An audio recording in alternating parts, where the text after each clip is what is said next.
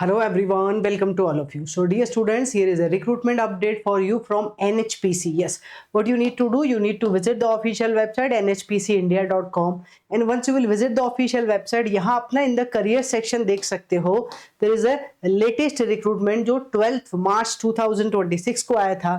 This recruitment is special recruitment drive for the SC, ST, OBC, NCL and PWBD candidates for the post of trainee engineers in civil, electrical and mechanical discipline using GATE 2024 और GATE 2025 score. ठीक है, तो ये एक special recruitment है जो in specific category वाले students के लिए ही है. And here who can apply?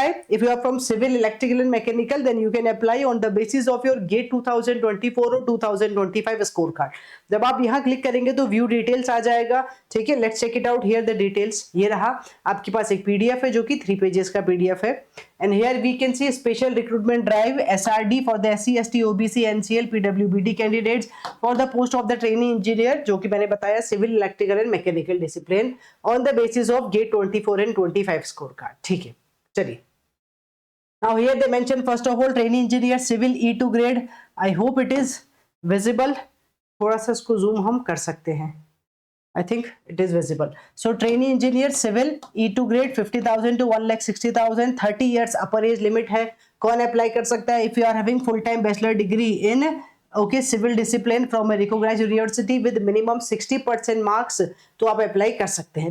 ये क्लियरली मेंशन है, only civil engineering discipline is eligible to apply, कोई और स्टूडेंट अप्लाई नहीं कर सकते. Similarly then here training engineer electrical में है 50,000 to 1,60,000. 30 years upper age limit रखी गई है. And here who can apply? Full time regular degree हो इंजीनियरिंग, मतलब किसमें?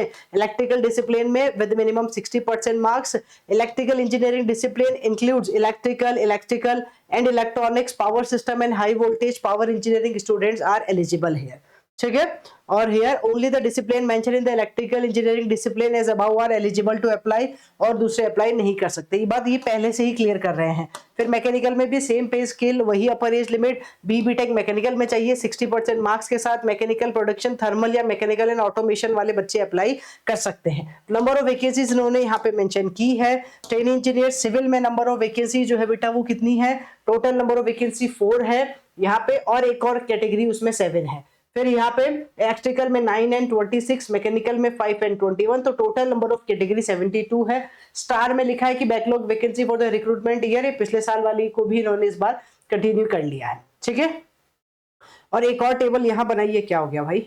एक और टेबल यहाँ बनाई है जिसमें इन्होंने special recruitment drive for PWBD candidates के लिए लिखा है 3, 4 एंड 2, तो टोटल यहाँ पे 9 वैकेंसीज मेंशन की गई है. चलो थोड़ा सा पहले यहाँ चेक कर लेते हैं इधर और क्या मेंशन है. यहाँ पे तो वही जनरल कंडीशंस है, जनरल इंस्ट्रक्शंस मेंशन है. And here you can see dear students, compensation वाला वापस वही चीज दोबारा लिखी गई है.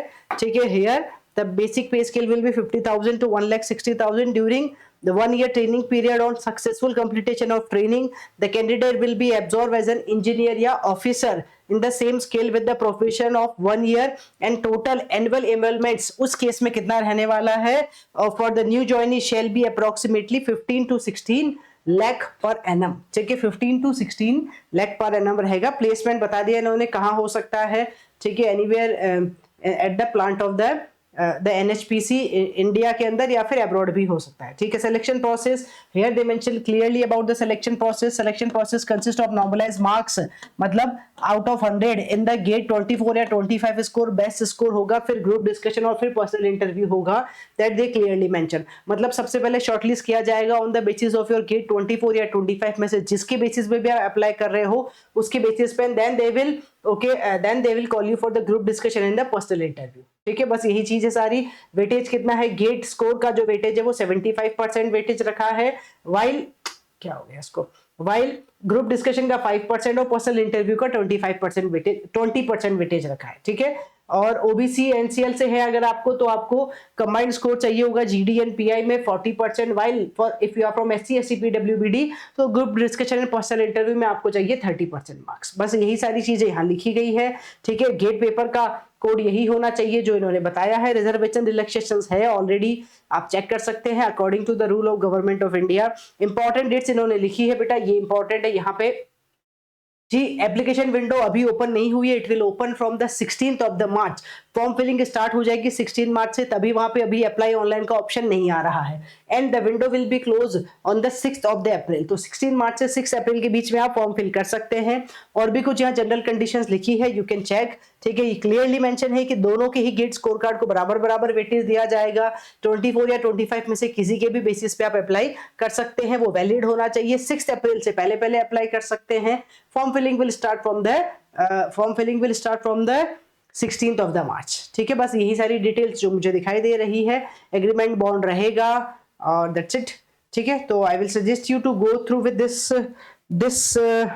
ठीक है, अच्छे से आप इसको गो थ्रू हो जाइए एक बार, और फिर उसके बाद में आप यहाँ पे चेक कर सकते हैं। ये जो ऑफिशियल वेबसाइट मैंने दिखाई थी, यही ऑफिशियल वेबसाइट है। इसमें अभी ऑनलाइन का ऑप्शन, मतलब अप्लाई ऑनलाइन का ऑप्शन नहीं आ रहा है। It will be there okay from the 16th of the March you can apply. Alright guys, thank you.